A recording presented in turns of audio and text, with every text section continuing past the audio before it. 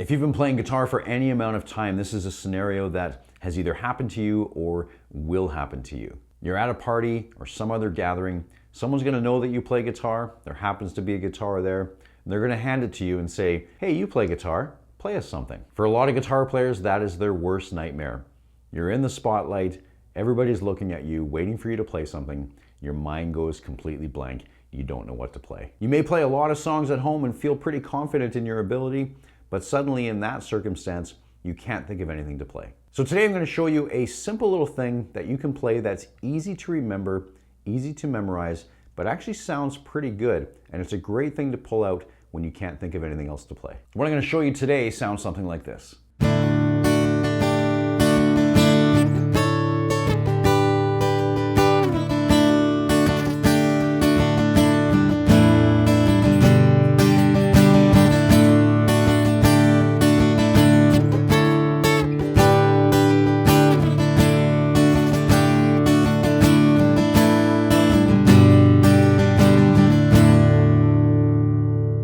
So I'm going to show you exactly what I just played there, and then I'll show you a couple of different variations that you can do to make it either a little bit easier or a little bit more complicated. So let's zoom in on the neck, take a look at how to play that. So this is going to start with a regular D chord, but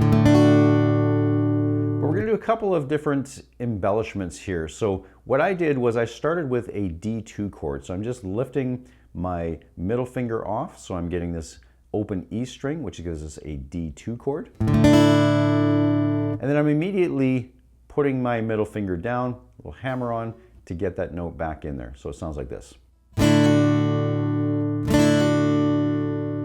then I'm going to add my pinky finger down to give us a D sus4 chord.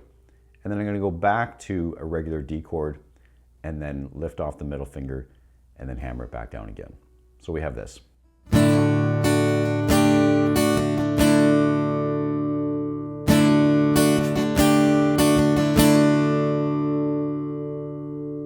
So if you really wanted to simplify that, you could just play just a regular D major chord.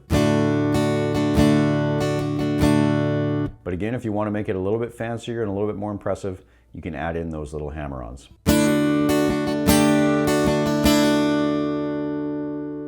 And next we're going to do this little trick where we're going to come up the neck with that same shape and play an A chord and a G chord. Now in order to find where those chords are located, you want to remember that the ring finger is the root note of the chord. So in this case, that ring finger is on a D note. And if we slide that up to here, it's an A note. Now how you find that is you think about this being the B string. The 12th fret on the B string is a B note.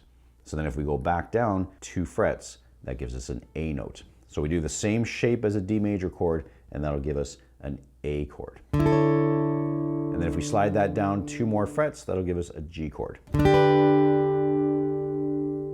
So that sounds really great. It's different than just playing regular open chords down here. When you come up high, it gives a little different sound, and it also looks more impressive too if you're just trying to impress some people that don't play guitar. So far, we're playing this D chord. We're sliding up to this A, down to the G, and then back again. And now, to give it a little bit of variation, sound a little bit different, I'm going to an A chord and a G chord down here.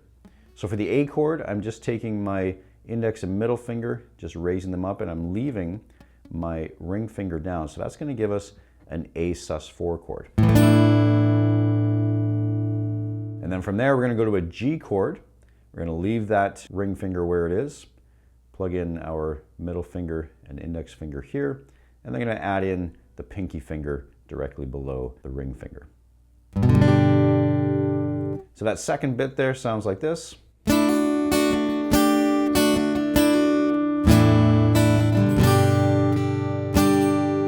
then we're back to the beginning again.